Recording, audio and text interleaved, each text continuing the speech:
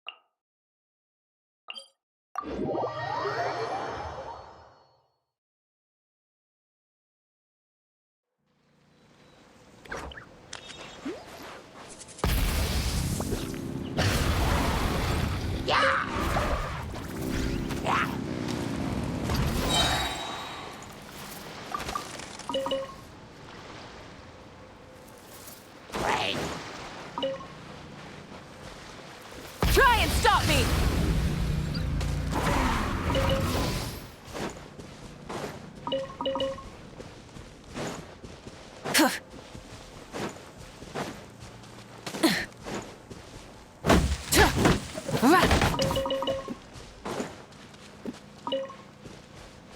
Full throttle!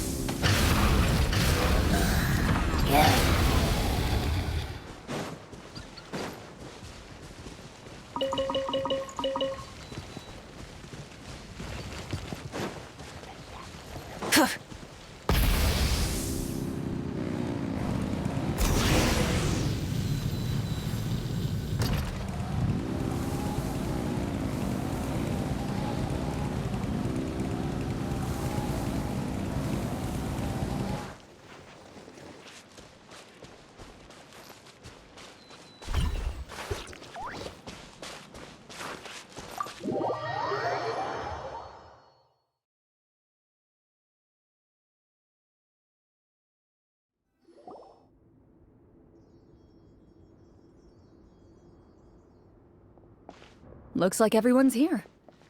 Now, before we begin, why don't we finish where we left off yesterday? There was an important decision to be made, yes? I'll pour everyone a cup of tea. Is that really the most important part, though, Clorand? Paimon's more concerned about our current surroundings. Heavy walls, cold railings, dim lights. This is obviously supposed to be a prison.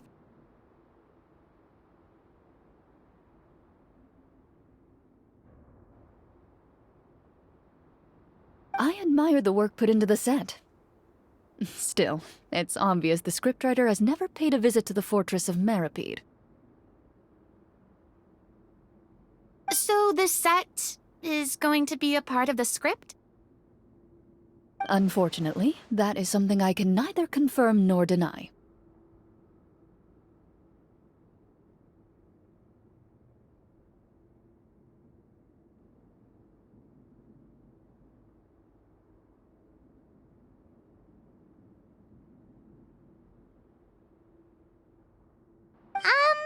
Anyone think Clorand's smile is starting to look kinda scary?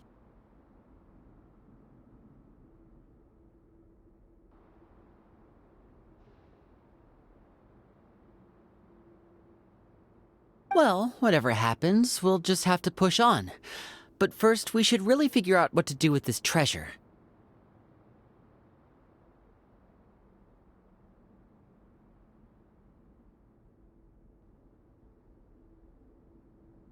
If we're worried about arousing suspicion because of our identity, why don't we give ourselves a different name, just like Clorand's master did?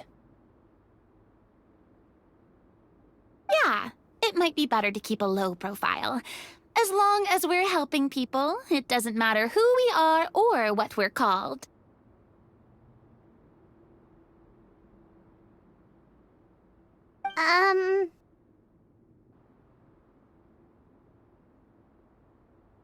Staring at me won't get you anywhere. Or did you want some more tea?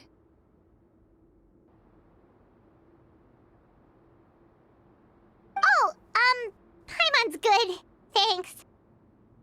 Why aren't you saying anything, Navia? Wait, what's that next to you? Oh, this is the short sword Cloran mentioned last night. I found it.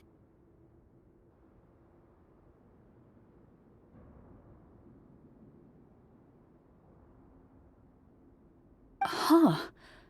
I'm surprised you managed to track it down after all this time.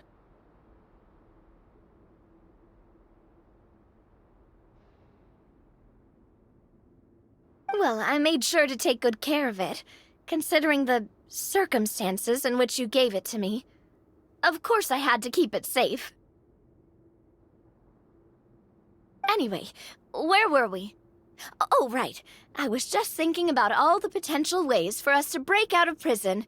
We could dig a tunnel, or try to bribe the guards.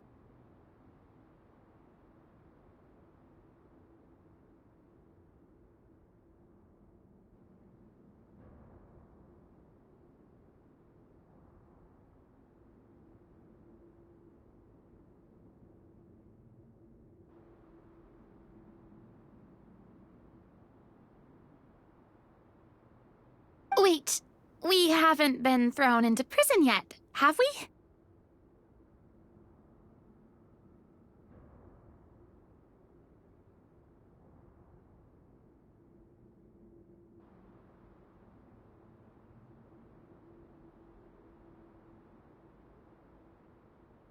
Well, it's only a matter of time. It pays to be prepared. Just like how you should always have an umbrella on hand, even when it's sunny.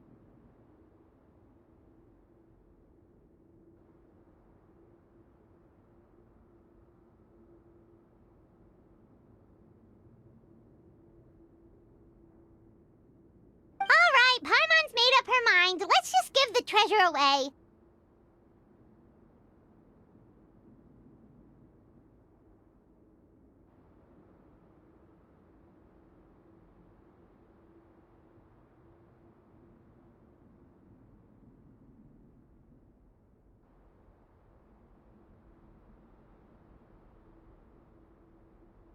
Paimon may have wanted to keep it, but if it's going to land us in prison somehow, Paimon will be too upset to enjoy her snacks.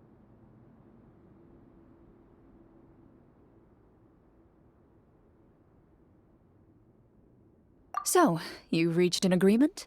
All right then, we can continue with the story.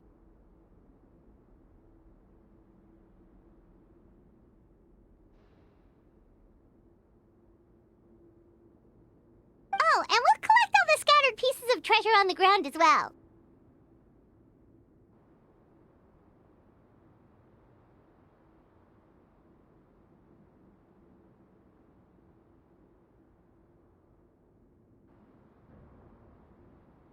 All right.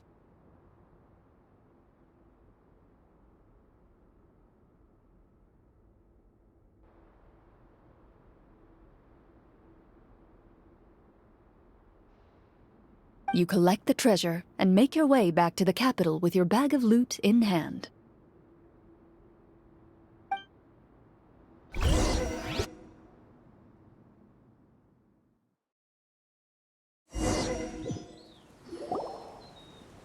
The city is still shrouded in a gloomy, oppressive atmosphere, but your spirits are surprisingly high.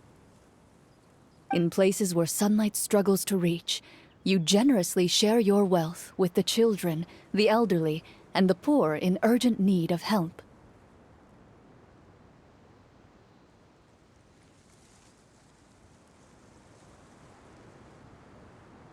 Thank you, kind soul.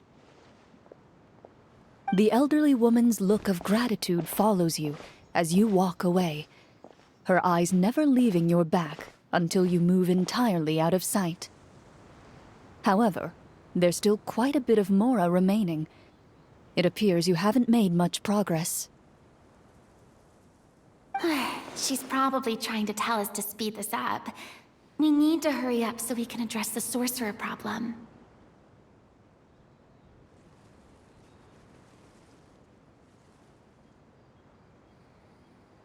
Should we go find that man again at the square? He seemed like a pretty responsible guy. I'm sure he knows the people here far better than us. Oh, good idea! Just as you start to make way to the square, intent on finding the man again, there's a voice.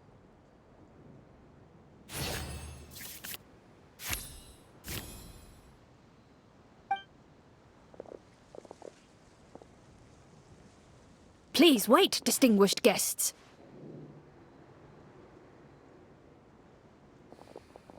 Several strange guards suddenly call out to you. They run forward to meet you and proceed to politely pay their respects.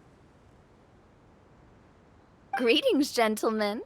Are we being invited for afternoon tea?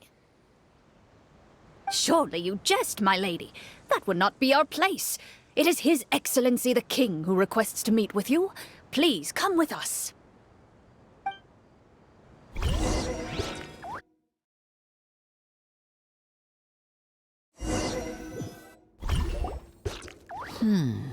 Do you think this could be a trap?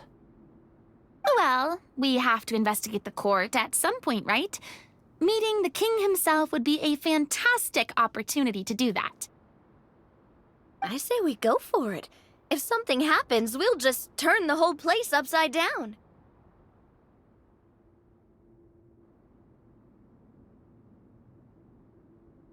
That sounds a little intense.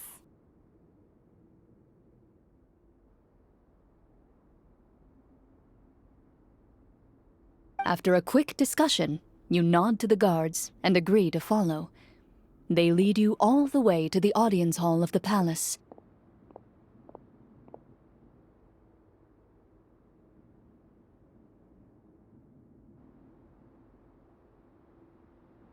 Gilded tables line both sides of the hall. The space itself is adorned with all manner of expensive antiques, glass shelves, and silver candlesticks. The items appear quite ordinary in size and dimension, yet their presence somehow makes the emptiness of the hall feel even more surreal and ominous.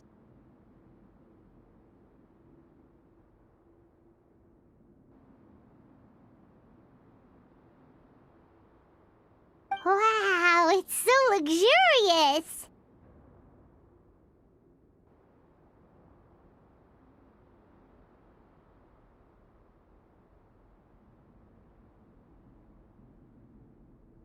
The elderly king, clad in a magnificent robe, sits upon the deep crimson throne before you.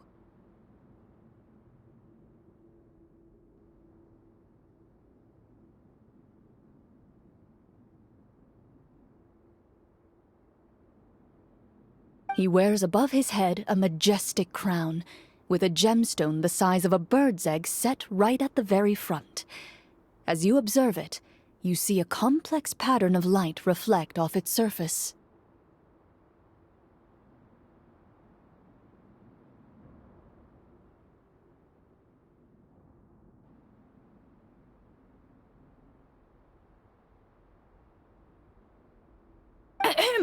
They're here, Your Majesty.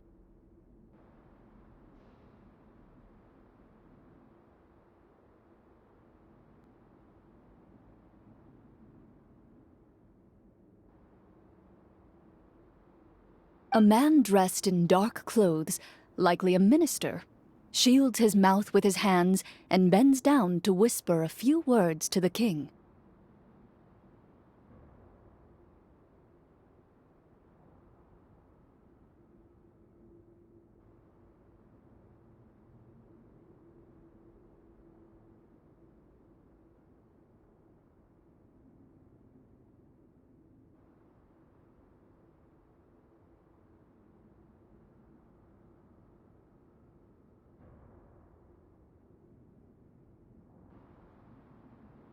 After a moment, he lowers his hands, and stands back up.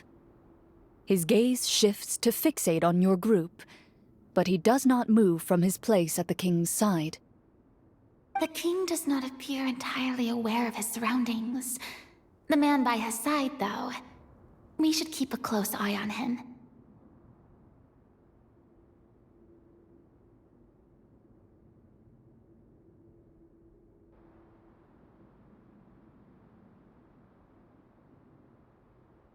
The king remains still and says nothing. The minister is the one who speaks. Esteemed guests, allow me to thank you for coming to our faraway kingdom. Unfortunately, His Majesty the King finds himself quite exhausted from work. So please allow me, his Prime Minister, to welcome you in his stead. I've heard tell that your group, the Marechaussee Hunters, used your exceptional ability with the sword to repel the monsters near the capital. Such a great deed deserves to be rewarded. However, seeing that I was not fortunate enough to observe such a feat with my own eyes, you'll forgive me for seeking to verify the truth by speaking to you myself.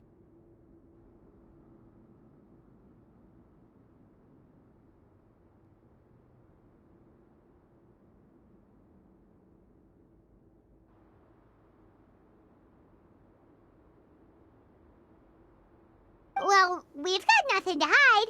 You brought us here to talk, right? So we'll just explain what happened.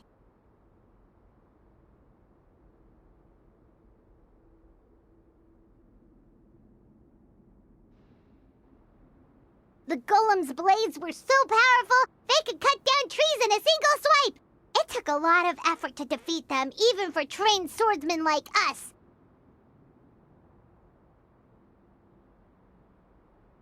Well, that was enough details, right? Believe us now? Your account does indeed match those of the survivors. Since you were the ones who defeated the monsters, that must mean you are also in possession of the treasure they stole?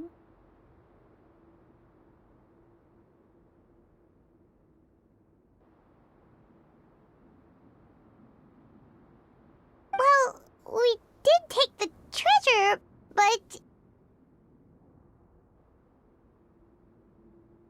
How did he know about the treasure?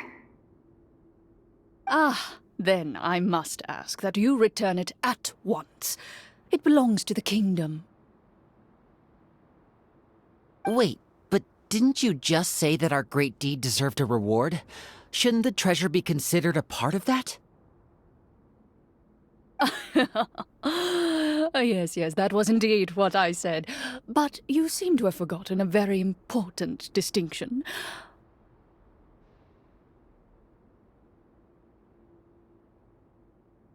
Only that which is freely given by the king can be considered a reward. Taking the rightful wealth of a kingdom without said permission, on the other hand, is a crime. But that's completely unreasonable! Yeah, that makes no sense! If it weren't for us, the treasure would still be buried underground somewhere! Maybe so, yet the fact remains. You tried to dispose of the treasure without reporting it to the court and without receiving permission, yes?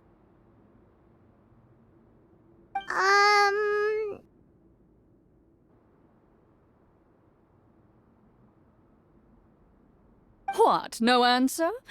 Surely you're not insinuating that you, a group of legendary Marechaussee hunters, sought to take the treasure for yourselves? Well, what about the king? Is he just gonna let this guy talk for him the whole time? Clad in his magnificent robe, the king remains seated, with his hands resting on either side of the throne. His posture is rigid and unmoving. He stares forward with an empty look in his eyes, completely unmoved by the events before him. From the look of things, could the Prime Minister be the evil sorcerer? Or could both the king and the prime minister have fallen under the evil sorcerer's control. I would like to observe the number of guards stationed in the hall. The guards in the palace appear fully armed, their expressions solemn. Sensing the tense atmosphere in the room, they stand at the ready, each with a hand placed upon the hilt of their sword, as if prepared to draw their weapons and surround you at a moment's notice.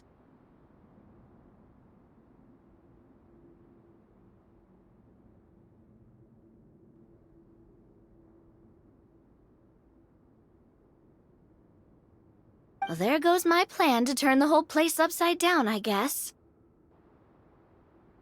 It appears we've been visited by nothing more than a group of ill-intentioned imposters. What a pity. Guards, take them away and throw them in the dungeons.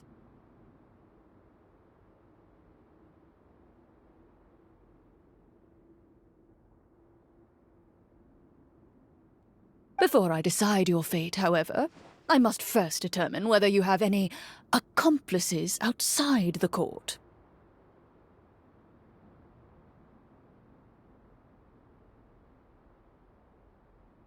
Can't we try to slip away? Or maybe start some kind of riot?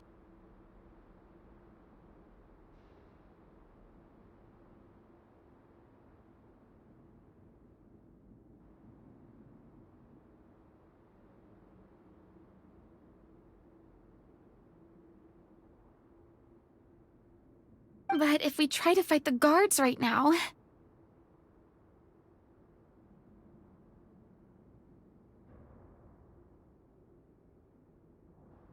Don't worry. At least we figured out who's behind all this. Let's just play it by ear. If you're scared, Paimon, just hold my hand.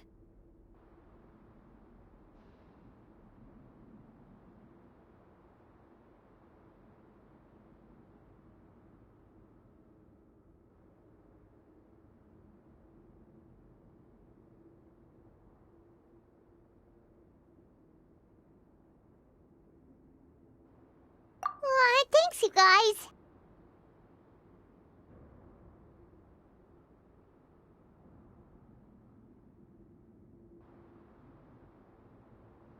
You allow yourself to be led away by guards surrounding you on both sides.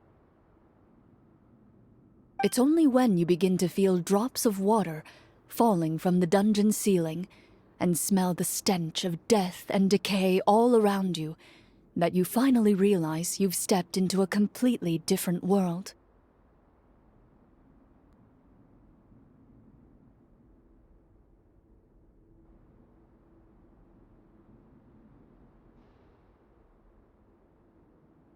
Stay here, and don't try anything funny.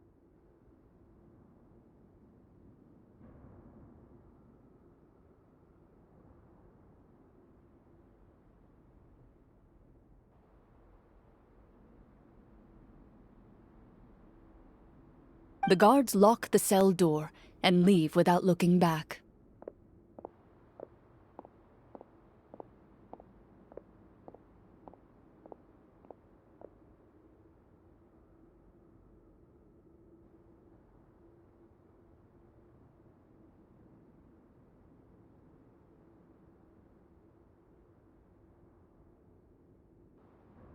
Wait, sir! Your voice echoes through the dark hall, but the only response you receive is the sound of water dripping from the ceiling.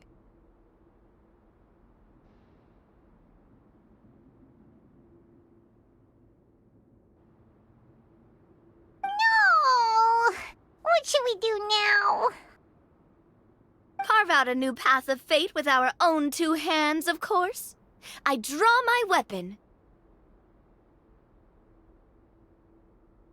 You reach toward your waist, but find nothing there. You now recall that your weapons were confiscated before the guards locked you in the cell. The bag of treasure along with them.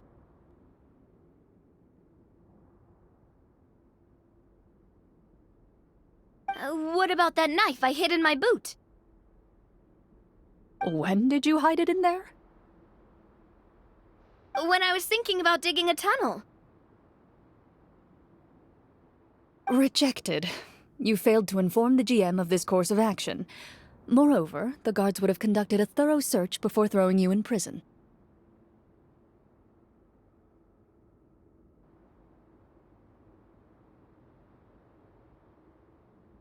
And the keys to the cell aren't anywhere to be seen?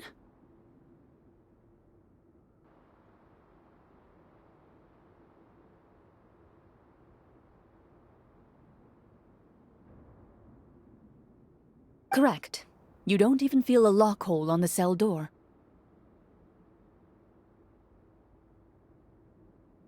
Oh, well, there goes all our plans.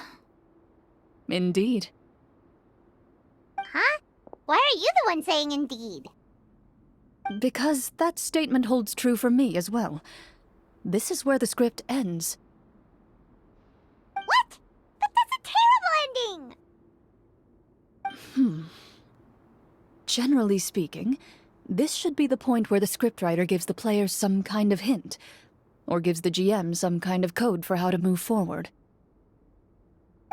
I mean, maybe they just really wanted us to be immersed in the feeling of being in prison? Like, they'll only show us the way out once we've grown truly and utterly desperate?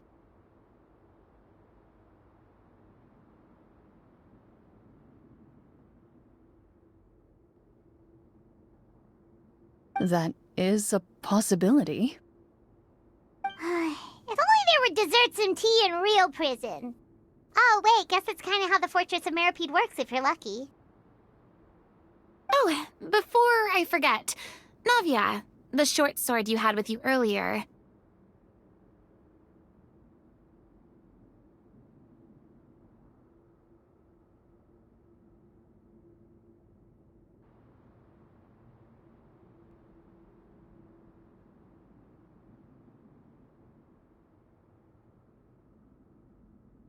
I took a closer look, and the craftsmanship doesn't appear to resemble anything from this era. If I remember correctly, that style was last in vogue several hundred years ago. Wait, Clarence said that sword used to belong to her master, right? Does that mean her master has been alive that long? I doubt it. The way she went about things often made her seem childish more than anything. I'd say the sword was most likely an heirloom passed down over time.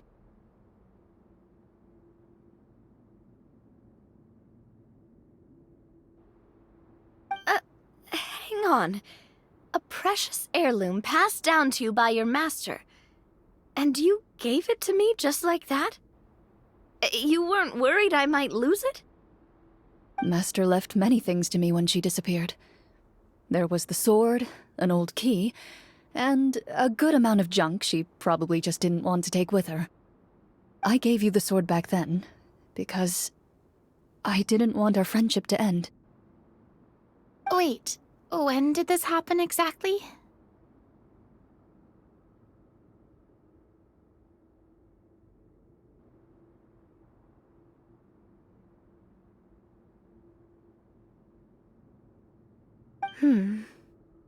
After the duel.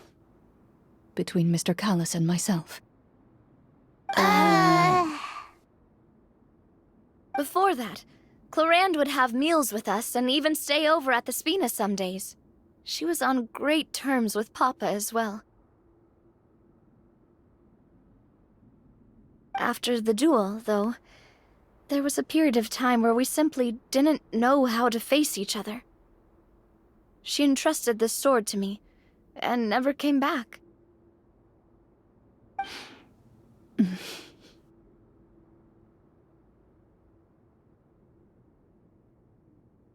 We were both sad, and conflicted, and totally overthinking everything as a result.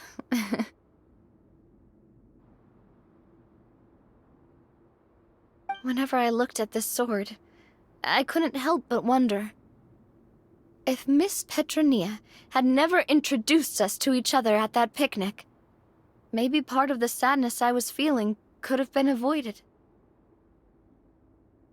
Back then, it felt like I hadn't just lost a father, but a close friend as well. No one can change the past. The most important thing is that you two found your way back to each other and can enjoy things like this together. Yep, you're right.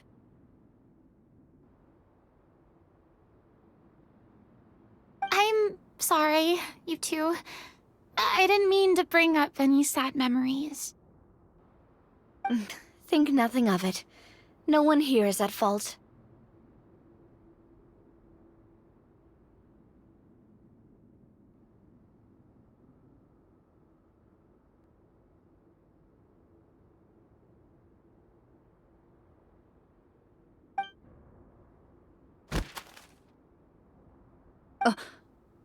Huh?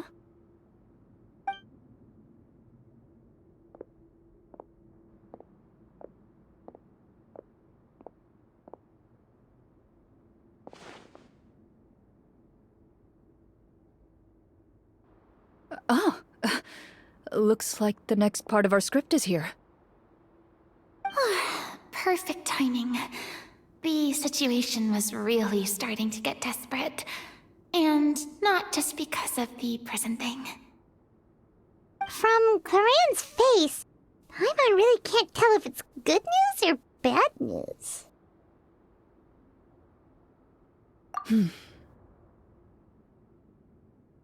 Water continues to drip from the ceiling. In this lightless dungeon, you lack a reliable way to tell how much time has passed. Eventually, you get used to the unpleasant odor of straw, mold, and rust, and find yourselves alternating between fits of drowsiness and despair. Suddenly, you hear footsteps outside the door. Heads up, everyone. Someone's coming. Gather close, everyone, and keep your voice down.